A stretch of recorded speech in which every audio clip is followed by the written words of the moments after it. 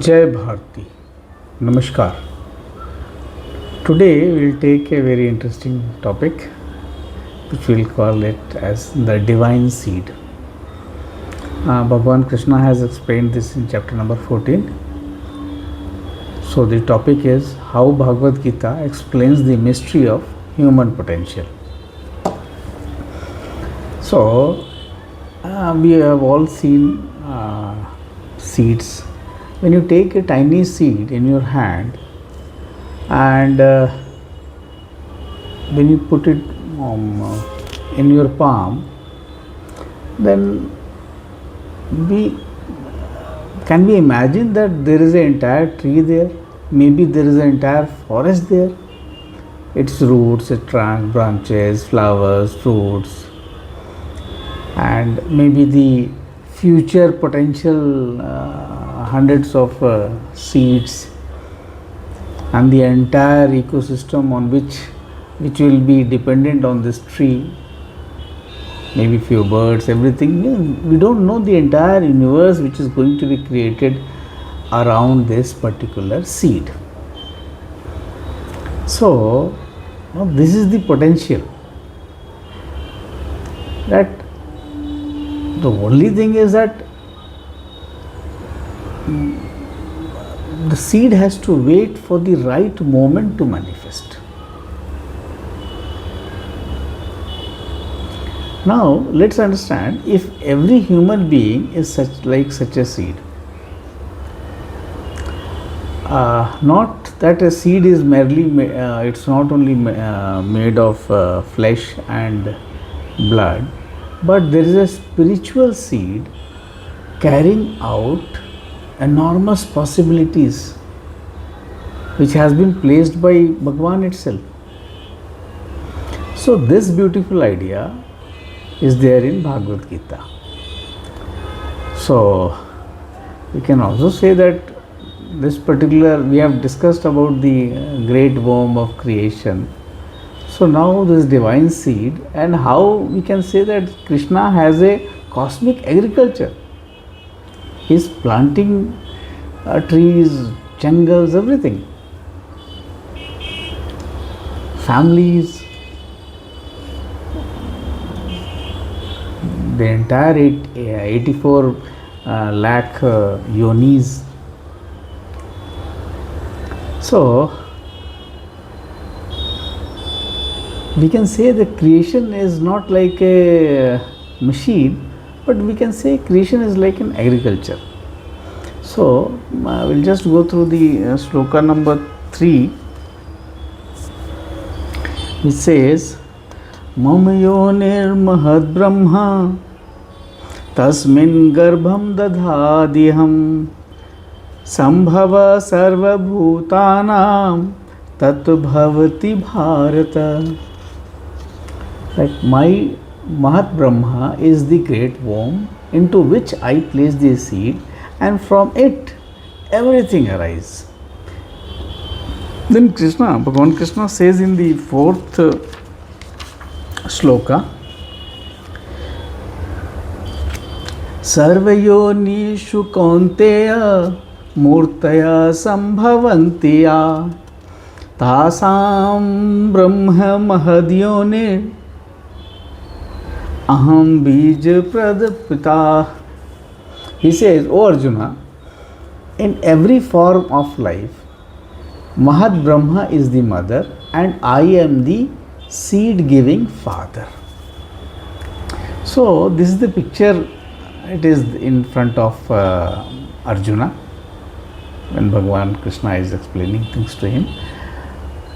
So you can visualize that creation is not like a factory, but it is like a living garden or a living jungle, where Bhagwan is the seed giver, Prakriti is the fertile field, and all the living beings are the manifestations growing in that particular cosmic garden. So now the question arises, are we the seed? We can say yes, we are the seed. See, Vedanta explains this thing, that The eternal Atma is never born, it never grows, it never changes, it is pure consciousness. But the Jiva, the individual associated with the causal body, carrying karma bandha and the hidden tendencies, is like a seed. These hidden tendencies help us to become a kind of a person, maybe sattvic, maybe rajasic, maybe combination of both, maybe tamasic. So inside this seed lies countless vasanas or the hidden aspirations, and these hidden aspirations and hidden impressions which we are carrying life after life, the talents, the desire, the habits, the fear, all the aspirations accumulated for many births. So it is there, and these manifest. See, like a tree, it silently grows into a huge tree. So similarly, our causal body silently carries immense possibilities waiting to be unfolded. Then the question arises, why doesn't every seed germinate?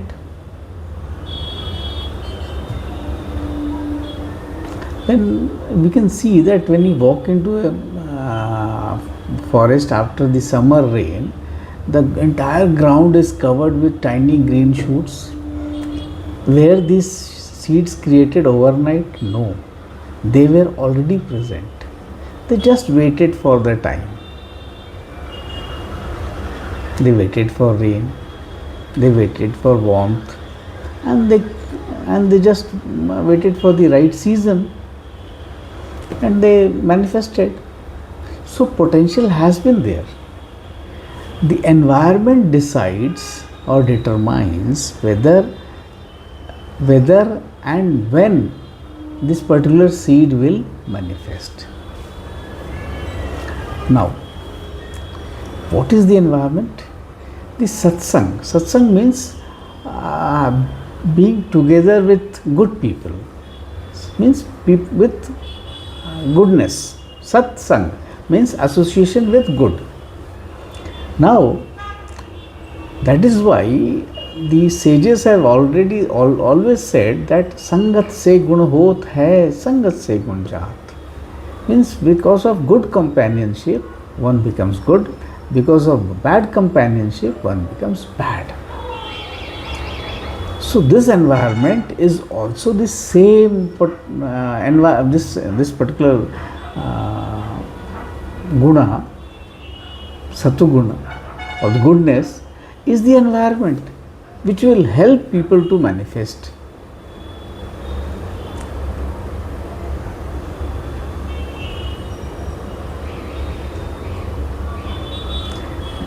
The good company gives an environment so that the seed within the person, it comes out.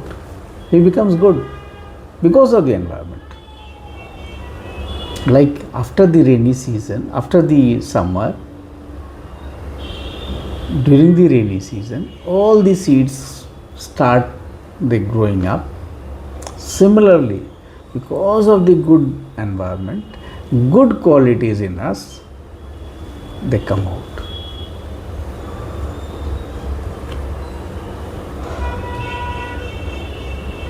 So this is the thing. See, the example is same. Suppose there is a rose plant during the winter, and then the flower disappears, only the dry branches remain. Has the plant lost its beauty? No, not at all. When the spring comes, without any support or anything, because of the environment, flowers appear naturally. So the flowers were there, but it was hidden, and it came out because of the environment. So similarly, satsang or association with good people is the springtime of consciousness. That is why parents say that we should be associated with good people.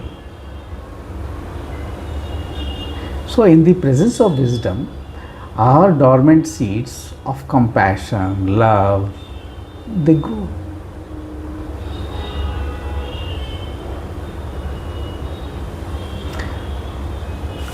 So this is all the three gunas, they need a climate.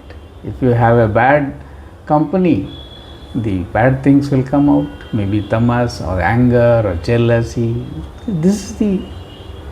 That is why being associated with good people is so important. It is very, very important. So this was it, that every human being is a living seed. And because of the environment, that goodness or whatever, tamas, rajas, and means laziness or action or goodness, it appears because of the environment. So hope we all try to understand this thing, that behind we should, that is why we should always strive for good company. Thank you. Namaskar. Jai Bharati.